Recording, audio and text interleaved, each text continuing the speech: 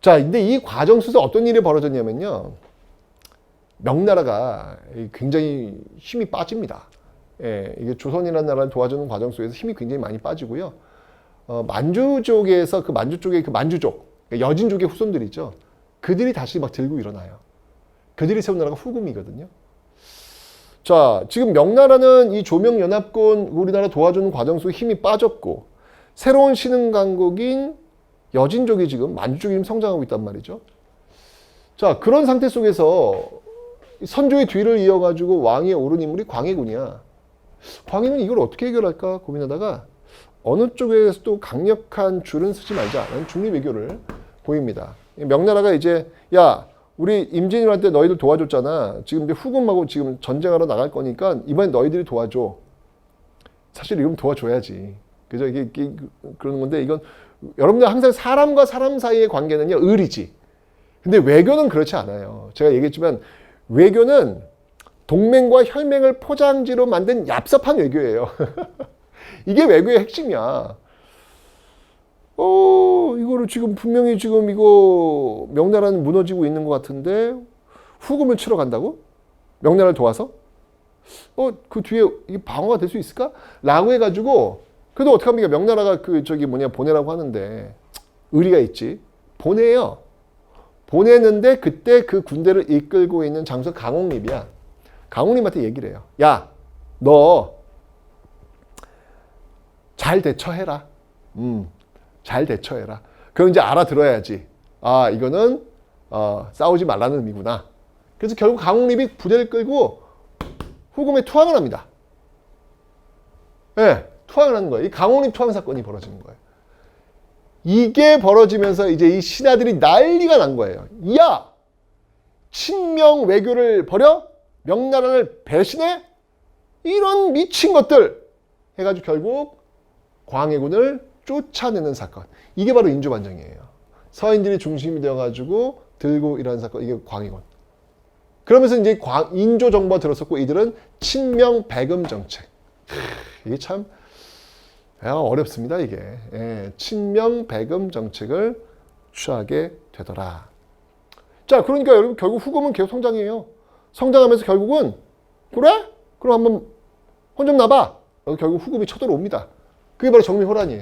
정미호란. 난리가 났죠, 뭐. 예, 강화도로 피신 가는 임금이 그냥 강화도로 피신 가고 막 난리도 아니었습니다. 예, 결국은 형제 관계, 형제 관계로 일단 정리를 좀 하자. 라고 끝을 내게 되는 것이죠. 근데 그 후금이 계속 성장해. 청나라가 돼. 청나되면서 이제 형제관계 그만두고 군신관계, 너희들 이제 우리한테 완전히 섬겨야 돼. 라는 걸 요구하게 되는 것이죠. 이거 조선이 그럴 수가 없죠. 우린 친명 배금인데. 결국은 또 쳐들어옵니다. 이게 바로 병자호란이에요.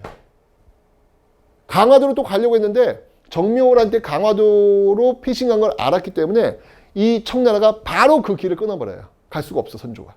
인조가 갈 수가 없는 거예요. 결국 인조가 남한산성으로 들어가는 겁니다. 47일간 항쟁을 하는 거예요. 47일밖에 항쟁을 못한 이유는 47일 딱 항쟁하니까 식량이 동난 거예요. 거기 에워싸고 포위하고 있었거든요.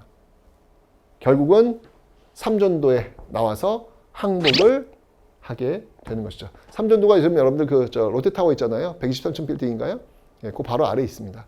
예, 삼전도에서 항복을 하게 된 것이죠. 그리고 정말 어마어마한 사람들이 청나라로 끌려갑니다. 그때 인조의 아들 소현세자, 나중에 또 효종도 둘째 아들이죠. 효종도 끌려가게 되는 것이죠. 예, 다 끌려가요. 예, 다 끌려가요. 그러면서 이후에 소현세자는 죽고 그의 동생 효종이 왕위를 물려받게 되는 것이죠. 그러면서 바로 이런 병자호란의 치욕을 갚자라고 해서 바로 청을 치자. 북쪽에 있는 청을 치자. 북벌론. 북에 벌을 주자. 청에 벌을 주자라는 북벌론을 들고 나오게 되는 그런 모습들이 이렇게 나오게 되는 겁니다. 됐죠? 자, 이래서 양란의 모습을 한번 살펴봤습니다. 자, 그리고 여러분들 우리가 놓치지 말아야 할 게 뭐냐면 간도와 독도. 간도와 독도를 좀 기억하셔야 될 것 같아요. 이 숙종이 엄청난 카리스마 가지고 굉장히 오랫동안 집권을 해요. 그러다 보니까 한 일이 굉장히 많습니다. 특히 국경선 문제. 청과의 그 영토 분쟁이 벌어지니까 야, 청과 우리의 경계선이 어디야? 이걸 좀 정해보자. 라고 해서 백두대다가 비석을 세워요. 정계. 예, 정하는 거예요. 경계를 정하는 비석을 세웁니다. 백두산 정계비. 근데 이 백두산 정계비가 서위, 압록, 동위, 토문. 서쪽은 압록강이 맞는데 동위 토문이라고 적었단 말이야. 근데 이 토문강이 어디냐? 이게 중국 측에서는 두만강이라고 그러고 우리 조선 측에서는 토문강이 두만강 말고 따로 있어요. 이거 위쪽으로 올라가는 강이. 뭐 그렇게 되면서 좀 이게 경계가 불분명해지죠. 그 지역이 이제 간도야. 거기에 이제 고종 때는 간도에 관리사를 파견해가지고 세금도 걷어요. 거기에 조선인들이 굉장히 많이 살았거든요. 두만강 위쪽.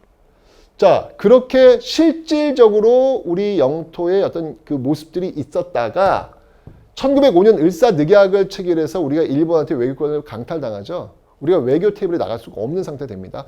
그때 우리 대신 외교 테이블에 나간 게 일본이에요. 그 일본과 청나라가 간도 협약을 체결을 해요. 그 간도 협약을 체결해서 결국 그 간도 땅은 청나라 거다라는 걸 인정해 버린 것이죠. 그래서 두만강으로 딱 잘라져 버리게 되는 겁니다. 네, 그런 어떤 그 일들이 있었다라는 거, 이게 간도에 대한 이슈가 있었다는 걸 기억하시면 되고요. 그 다음에 이제 일본과는 지금 어떤 일이 있었냐면은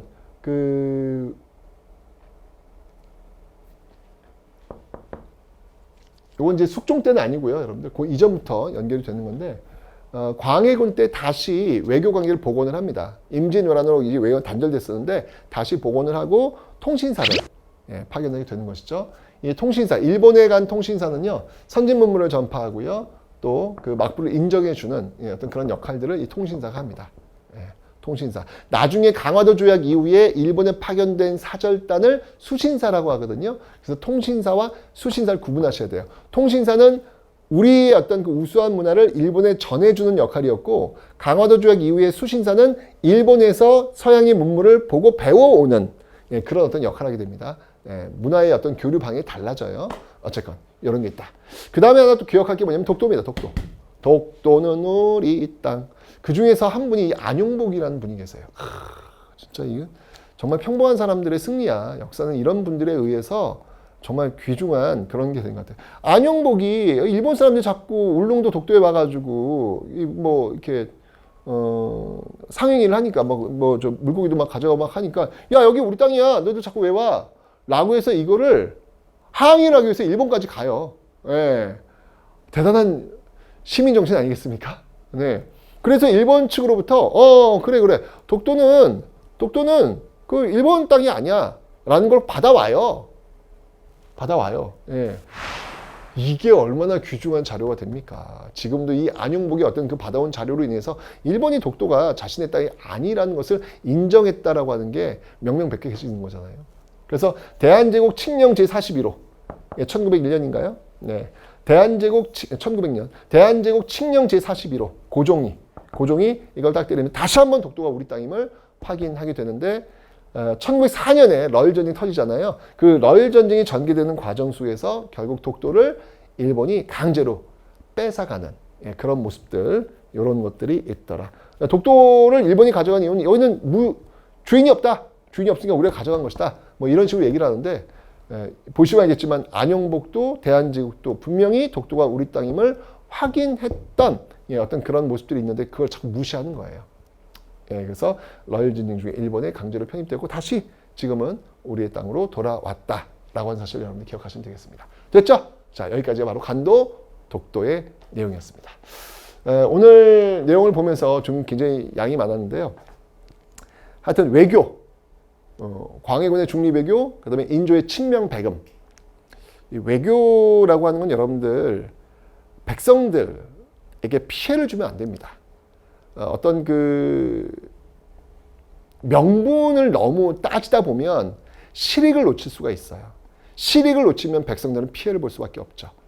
외교는 무조건 자국의 백성들, 그 백성들이 유리해질 수 있는 방향, 그 방향으로 선택해 가는 것, 그게 바로 외교의 방향이 돼야 되지 않을까라는 생각이 들면서 오늘 강연 마치도록 하겠습니다.